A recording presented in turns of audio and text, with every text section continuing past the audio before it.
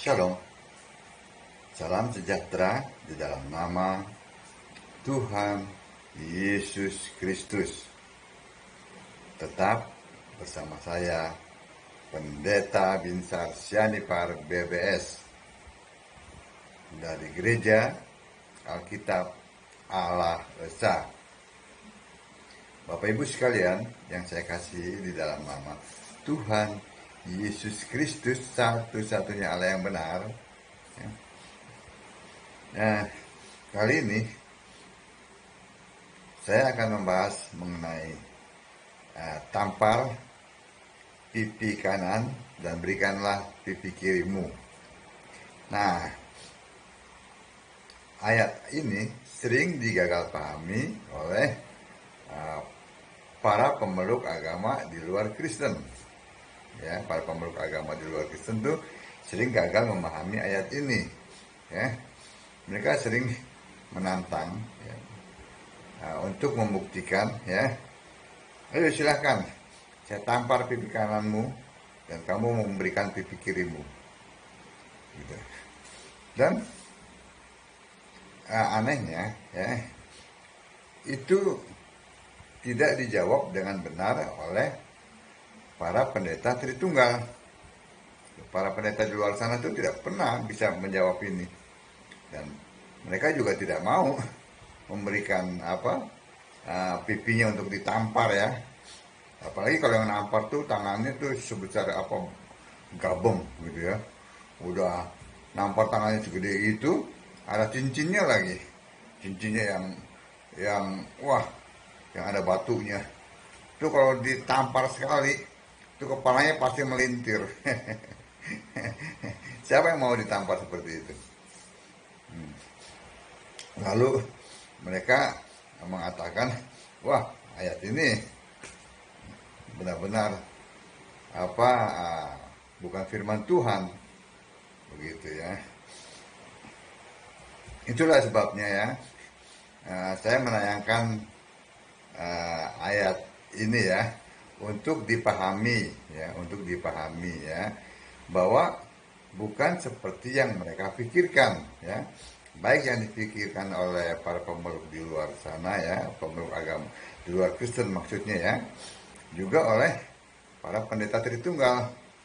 Kiranya para pendeta Tritunggal ini mendengar, mendengar, ya, apa yang saya sampaikan ini, ya, lalu mereka mulai terbuka pikirannya, gitu, ya, bahwa ayat ini bukan sekedar letterless, gitu, ya. Jadi kalau ditampar pipi kanan, kasih aja pipi kirinya, bonyok, iya. Ya kan, sama seperti waktu pendeta siapa tuh, Boas Asali itu, yang beberapa tahun yang lalu tuh, ya, didampingi oleh si siapa, pendeta Ezra Soru, ya. Mereka pun saat itu menghadapi para ustadz, ya, dalam sebuah dialog. Bukan hanya dialog sih, sebenarnya sih sebuah perdebatan katanya. Dan katanya yang mewakili orang Kristen, ya. Padahal sih mereka bukan orang Kristen, karena mereka penyembah Tritunggal, ya. Mereka bilang apologet, gitu, ya. Ini si Budi Asali sama si Ezra Soru itu 10 menit KO sama para ustadz, karena sama-sama tidak mengerti, ya, mengenai yang dibahas itu, kalau itu, ya, mengenai rajin maut, ya, Markus 16 ayat 18. Saya bacakan lebih dulu itu, ya. Markus, ya, 16 ayat 18.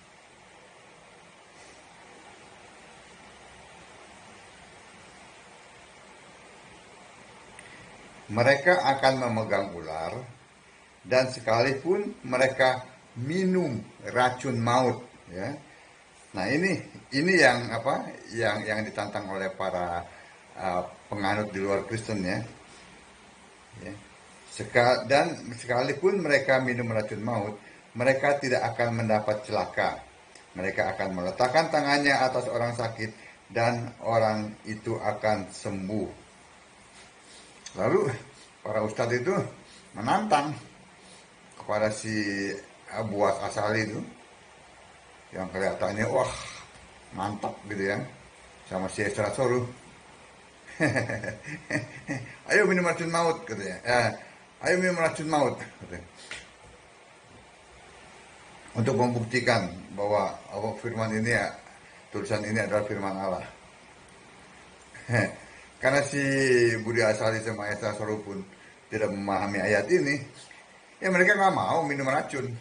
Mereka berpikir, sama-sama berpikir bahwa racun maut adalah tuh racun tikus atau racun serangga ya, atau ya seperti racun itulah.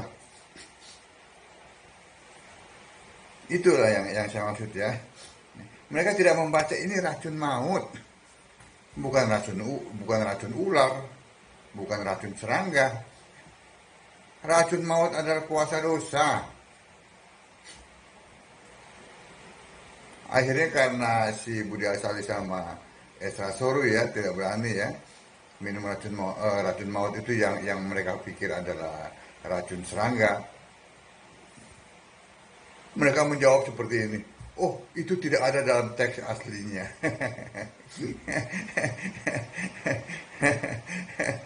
Aduh, pelarian dari apa ya, perdebatan itu ya, kedengarannya rohani. Tidak ada dalam teks aslinya. Padahal mereka bersembunyi di dalam kebingungannya, di dalam ketidaktahuannya. Racun maut kok dipikir racun serangga. 10 menit KO. Mereka jadi bahan tertawaan. Apologet. Sama, kita kembali lagi tadi. Ya. Kalau ditampar pipi kanan, kasih pipi kiri.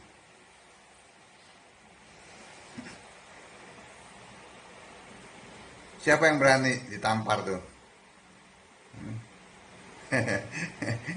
Mana para pendeta tuh? Kalau yang nampar tangannya segede gabem, tuh pipi nggak balik lagi tuh pipi. Ya kan? Menyong tuh pipinya. Belum sempat ngasih yang kiri udah menyong dulu. Itulah.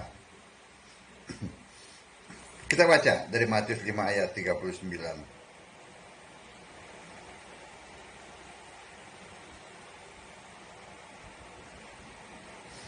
Tetapi aku berkata kepadamu, perhatikan ayatnya ya. Janganlah kamu melawan orang yang berbuat jahat kepadamu, melainkan siapapun yang menampar pipi kananmu, berilah juga kepadanya pipi kirimu. Baca ayat sebelumnya, ya. Janganlah kamu melawan orang yang berbuat jahat kepadamu. Itu maksudnya dari ayat selanjutnya, bahwa kalau siapapun yang menampar pipi kananmu, berilah juga kepadanya pipi kirimu. Itu maksudnya bukan begitu ditampar, oh ini saya sodorin lagi yang kiri. Saudara dihajar seminggu, saudara nggak akan bisa buka mulut. Itu maksudnya. Kalau dihajar 2 kali, menyong tuh mulut. Iya kan? Jadi maksudnya, janganlah kamu melawan orang yang berbuat jahat kepadamu. Itu maksudnya.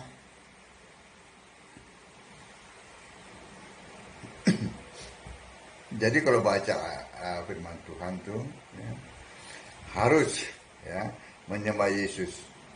Kalau tidak menyembah Yesus, maka Yesus tidak akan membukakan pikiran sehingga tidak mengerti kitab suci. Karena kan yang mengilhami penulisan Alkitab kan adalah Yesus, bukannya Bapa, bukannya Allah Tritunggal, apalagi si Tertullianus yang orang primitif itu.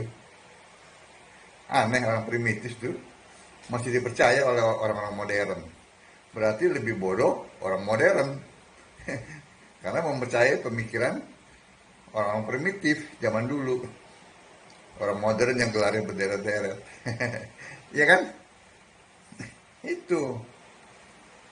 Itu maksudnya jangan jangan melawan gitu ya. Baca ayat sebelumnya dong. Jangan baca buku-buku tafsir ya. Janganlah kamu melawan orang yang berbuat jahat kepadamu. Itu maksudnya. Ya, kalau ditampar pipi kiri, kasih pipi kanan, kasih pipi kiri. Itu. Apalagi kalau lagi sakit gigi, ditampar pipi kanan, menyong.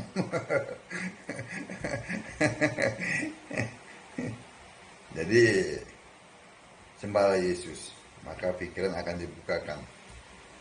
Ya. Yang kedua, jika mengadukan bajumu, ya, maksudnya memfitnah, mengklaim baju itu milik mereka, kasih sekalian jubahmu. Maksudnya apa? Oh, saya ini kalau bagaimana kalau saya pakai baju satu, diambil telanjang dong. Bukan begitu. Maksudnya, jangan kamu melawan orang yang berbuat jahat kepadamu. Itu maksudnya, jangan melawan. Ya, ini orang belum belum apa ya, belum melakukan apapun juga ya. Orang umat umat di luar Kristen, ini ada pendeta-pendeta nih yang lalu belum diapa-apain. Wah, udah berkuar-kuar. Wah, akhirnya kenapa? Akhirnya kenalah apa pasal fitnah agama. Bingung kan? Bingung. Karena salah memahami ayat-ayat Alkitab. Belum diapa-apain udah merasa difitnah. Belum apa-apa udah merasa dijolimi. Ya kan? Hanya masalah uang. Ya kan? Hanya masalah lalu membuka aib yang selama ini katanya disimpan, aib temannya. Lah, kalau mau membuka itu ada masalah atau tidak ada masalah dengan teman, ya buka saja. Seperti Paulus menegur Petrus, ya. Tegur saja. Jangan begitu ada masalah baru dibuka. Kan nggak fair. Ya kan? Nah, itu. Makanya ya. Itu yang kedua ya. Yang ketiga, kalau mereka memaksa berjalan 1 mil, 1 mil itu sekitar 1,2 kilo ya, sekitar 1,5 lah ya. Ya, berjalanlah. Sekarang kamu jalan 2 mil gitu. Maksudnya apa? Ya tadi, jangan kamu melawan orang yang berbuat jahat kepadamu. Ya. Itu yang ketiga. Yang keempat, ya, jangan menolak yang mau pinjam sesuatu, gitu ya. Di ayat lain malah nggak usah ditagih, gitu ya. Maksudnya apa? Jangan kamu melawan orang yang berbuat jahat kepadamu. Simple, ya. Ayat-ayat Alkitab itu simple. Ayat-ayat Alkitab itu menjelaskan ayat satu dengan ayat yang lainnya. Bukannya bentrok. Tidak pernah ada ayat-ayat Alkitab yang bentrok. Kalau memahami ayat-ayat kitab yang saling berbentrokan, itu bukan ayat Alkitab yang bentrok, tapi pikiran para penganut Tritunggal dan orang-orang di luar sana lah yang bentrok, yang levelnya itu masih rendah. Ya. Levelnya masih rendah, cara berpikirnya masih primitif. Ya, itu yang bentrok. Karena apa? Tidak menyembah Yesus sebagai satu-satunya Allah. Kalau menyembah Yesus sangat simpel. Baca ayat sebelumnya. Maksudnya jangan. Ya. Jangan apa tadi? Kamu melawan orang yang berbuat jahat kepadamu. Itu maksudnya. Sangat sederhana sekali Alkitab. Tapi dibuat, wah, seakan-akan ini ayat-ayat Alkitab itu begitu susah. Itu di sekolah-sekolah teologi itu dibahas satu-satu. Susah kan. Padahal tidak pernah ada hal-hal semacam itu dalam Alkitab. Alkitab diilhami oleh Yesus, dibuat dengan bahasa yang sangat sederhana, yang tujuannya siapapun dapat mengerti. Ya, kenapa? Karena jika orang mengerti, maka orang mengenal Allah. Jika orang mengenal Allah, maka mereka akan selamat. Jika orang tidak mengenal Allah, kata Tuhan, umatku binasa karena tidak berpengetahuan. Umatku binasa karena tidak mengenal Allah. Itu maksudnya. Jadi juga harus dipikirkan itu ya oleh para pendeta Tritunggal, apalagi mereka yang menjabat rektor itu ya, dosen apa itu ya.